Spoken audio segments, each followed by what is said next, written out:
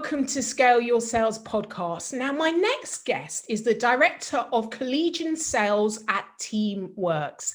He is also founder and CEO of Larry Long Jr. LLC, which focuses on sales, motivation, inspiration, training, and coaching. So welcome to Scale Your Sales podcast, Larry Long Jr. Thank you so much for having me. It's a privilege and a pleasure and an honor to be here with you, Janice. All right, don't over-egg it, Larry. We're all trying to scale our sales. Yeah, we are. We're going to do that. We're going to do that. And I know this is going to be lots of fun for you audience members. So, Larry, let's start off with the pandemic. The UK today has just gone into its second lockdown. This is having an impact on, all businesses, all associations and everything. So, what does it look like from your end in the US?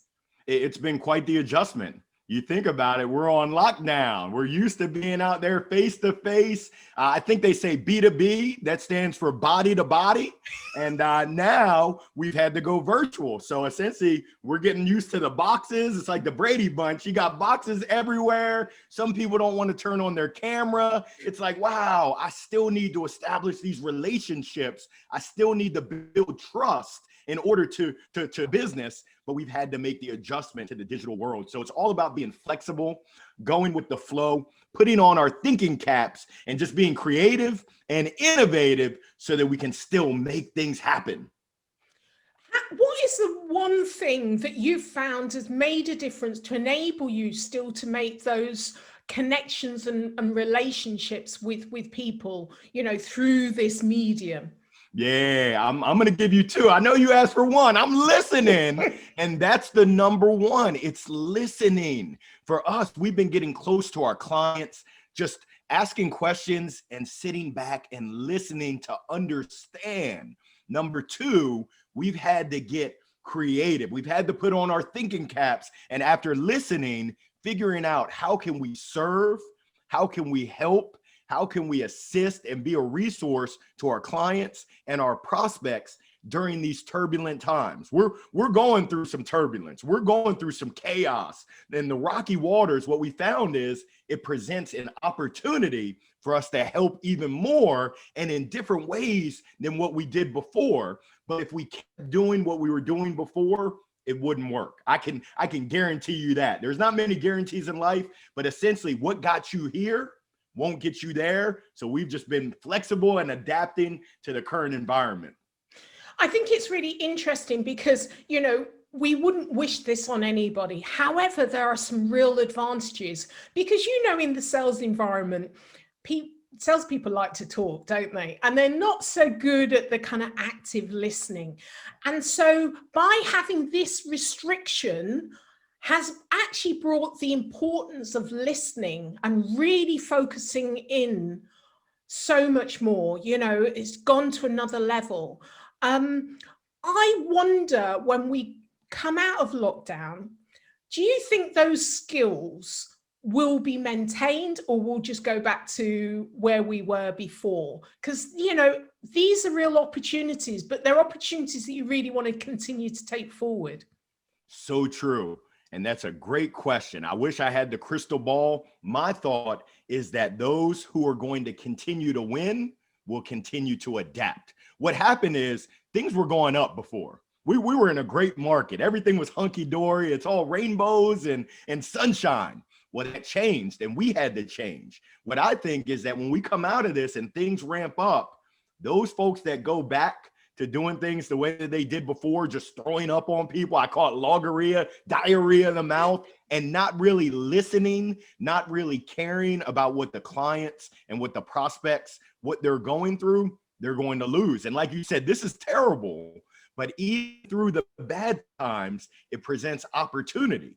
And I'm fortunate to be able to see it just firsthand, the opportunity of folks up-leveling their sales skill to listen and to actually drive a match. When we're selling, I'm thinking that we're playing matchmaker between whatever we have and our prospects, their needs, their wants, their desires, their challenges, hopes, dreams, and aspirations. Yeah, yeah. So, talking about, the hopes, dreams, and aspirations, what's your view in the kind of B2B environment, whether it's shifted enough to deliver those hopes, dreams, and aspirations to be buyer and customer centric? We still have a ways to go. We're showing improvement, but that just tells you how far off we were before. Because before, folks that didn't belong in sales, folks that didn't even have the basic fundamentals of selling skills, they were able to kind of get by because essentially everyone's flush with money. Now that things are tighter and things are tougher, if you're not able to pinpoint those values, that value proposition that you're able to add, people just want to know what's in it for me. How can you help me? Can you help me make more money? Can you help me save time, be more efficient, take care of my employees, take care of my clients? If you're not able to clearly deliver that, right now people are saying, kind of like sweet Georgia Brown, ain't nobody got time for that. So essentially, we've got to continue to up level, because if we go back, there's going to be some winners and there's going to be some losers. You make the choice. I know where I want to be. I want to be on the winning side. Hashtag winning. So, I want to find out a bit more about you. How did you get into sales and your kind of special energy around what you do? I started off sales, Lawns by Larry. I was 12 years old, knocking door to door. My mom made a little flyer for me, and I was scared. She said, "What's the worst that someone can say?" And I said, "No." She said, "Is it that bad?" I said, "Yes." I don't like to hear no. She said, "Boy, you better get your behind on out there." I went knocking on doors, and I loved it. I picked up clients to mow their lawn. And then a year later, my sister's 10 years younger. She was 3. My mom dressed her up in her Sunday's best. She said, "Take your sister with you." Oh, the one thing I learned is having a cute little baby girl certainly increases the sales. Who can say no? I mean, I got the face for radio, so it was like, get out of here. But when they looked at her and they said, "Oh, where do I sign up?" I grew up in VA hospitals. My parents served veterans, and I've always just loved serving others. And the great thing about sales is we get to do that for a profession.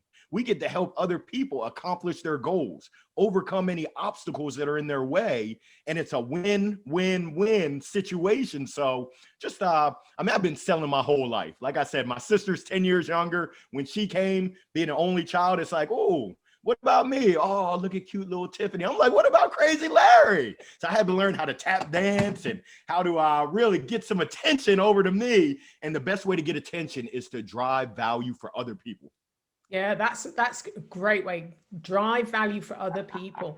So, I want to talk about, we're both Black people here, and, there's a lack of diversity in the sales industry.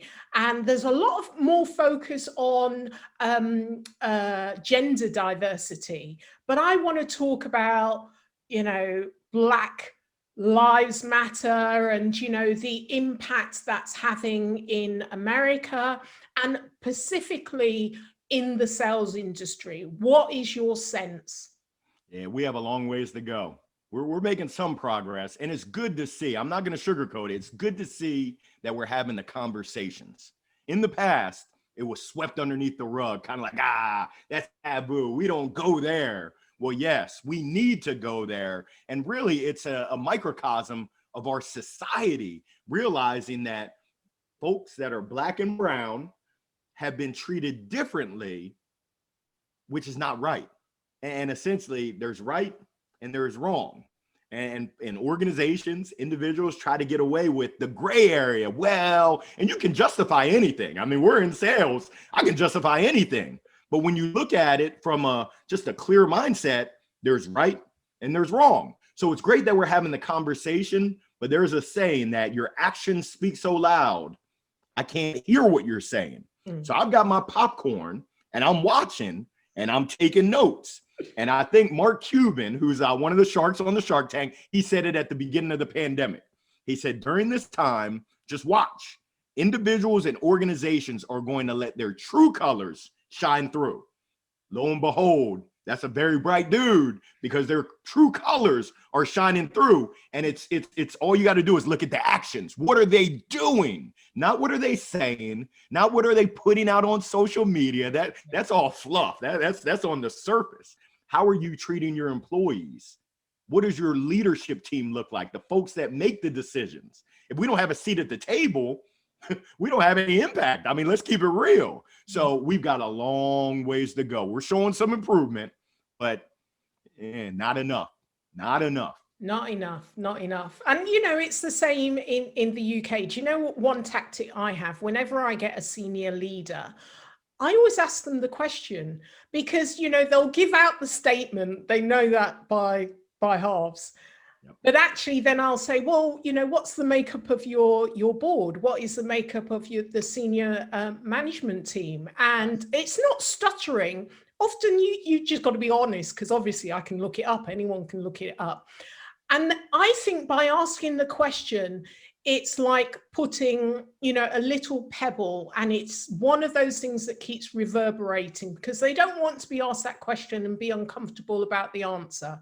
So I think just by constantly, as you say, you got, you know, it's great we're having the conversation, but just by asking those questions, because there's right and wrong, as you say, there isn't any reason why you shouldn't. And it is systemic, and there's lots of adjustments that are going to have to be made over the years, starting right now, starting yesterday, in order to, you know, make real action to really change things. So yeah, I asked the question, you know, it's not my discomfort, it's other people's really, and they need to, that's only really when things change. I don't know what you think. When people are a little bit uncomfortable, then they really kind of want to change it. You can see the gears turning in their head, and they're like, uh-oh, you got me. And it's like, hey, what you gonna do about it? Yeah. Knowing ain't doing. I mean, I know I'm not supposed to eat a lot of fried foods, but I love some chicken and biscuits, Bojangles. I ended up buying stock in Bojangles because I ate there so much, but I've calmed down now. But what are you going to do to make a change and make a difference? Yeah, yeah.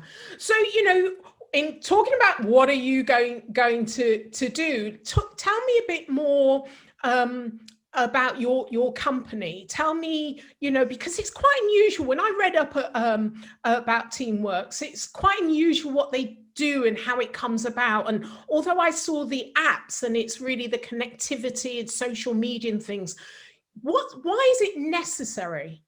Yeah, I'm gonna have to pull out the gold mic on this one, Janice. Oh, I love that. Yeah, we know that teamwork makes the dream work.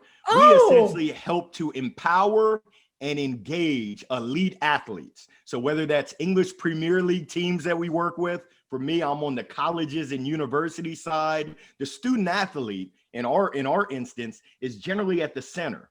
And there's so many different folks that are trying to communicate with them using different methods, whether it's text, email, GroupMe, WhatsApp, carrier pigeon, you name it.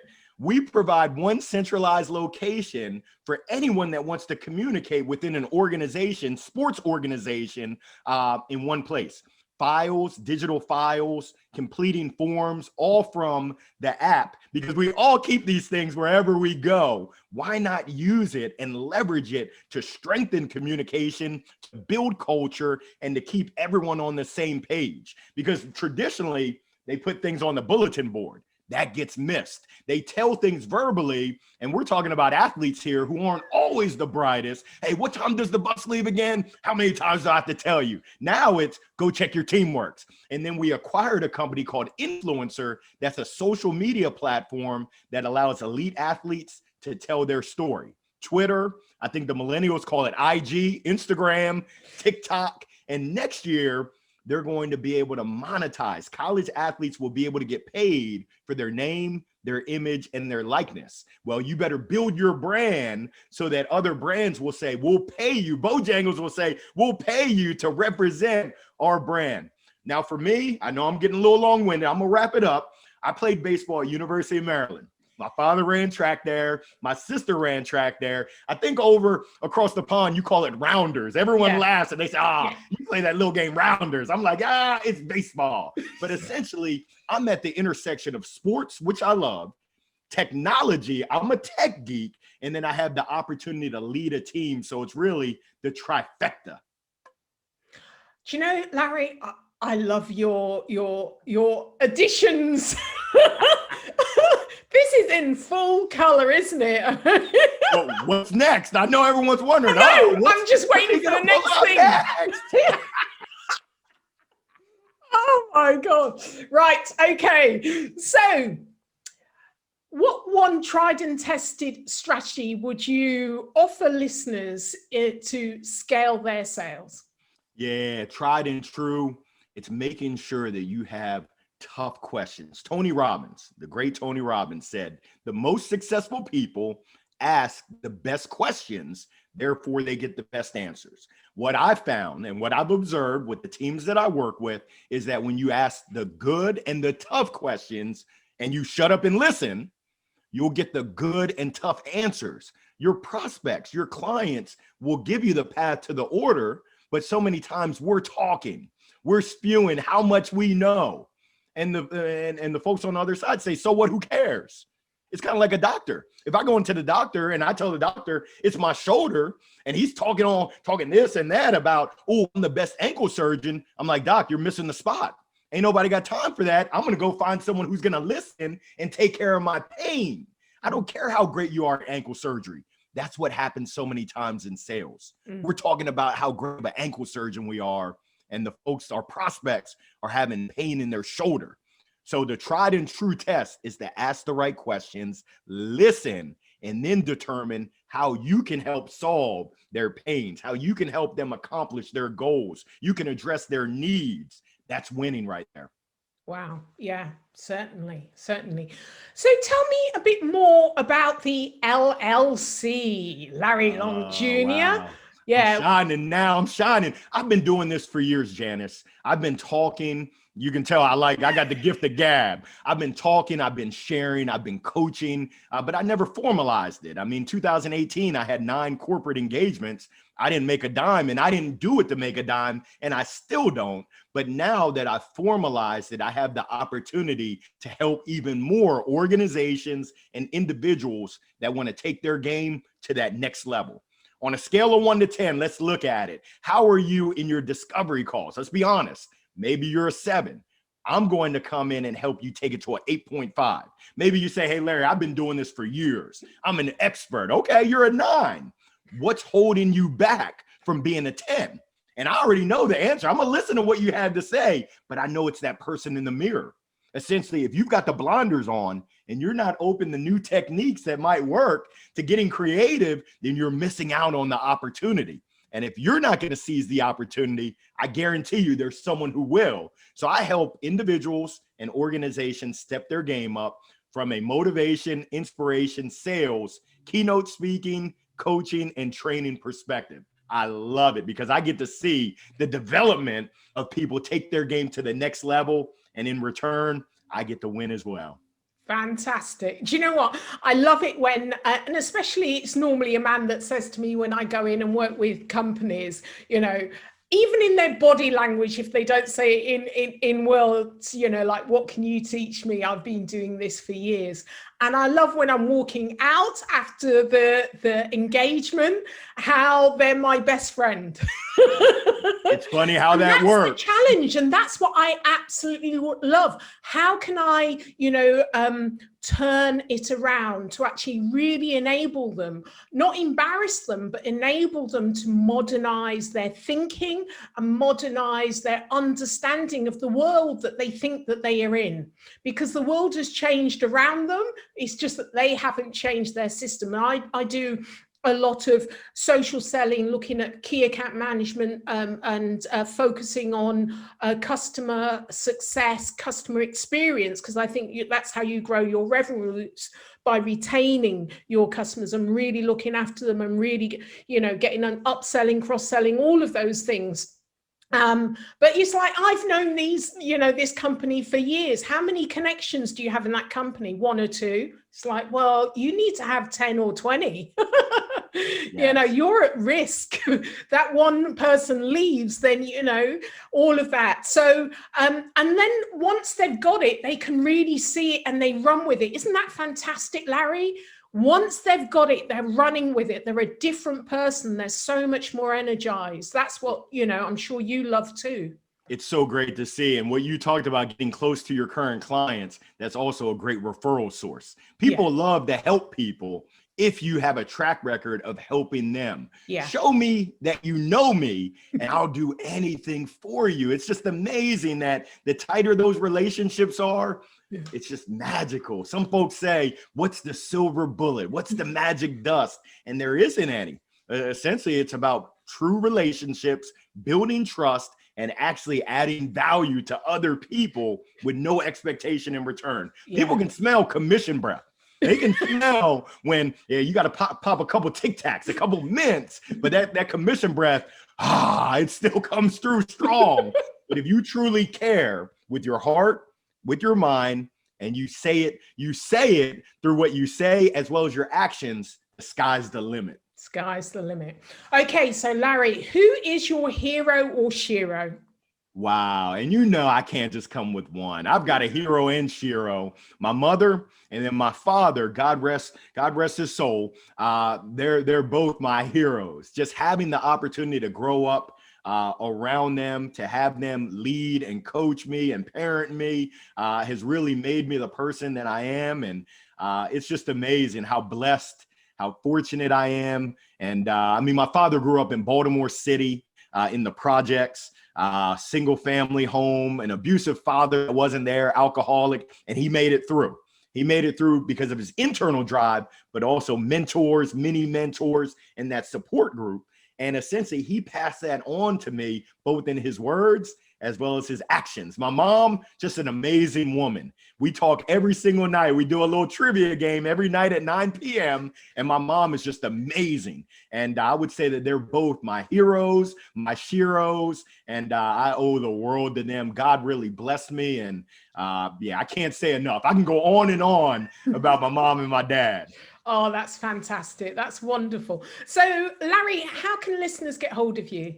Oh, goodness. By hook or by crook? Nah, on LinkedIn, you can see me. I got the smile for a mile, Larry Long Jr., and I would love to connect. I would love to interact, and anything that I can do to help, assist, and serve as a resource for you, just let me know. So Larry Long Jr. on LinkedIn, would love to connect with you.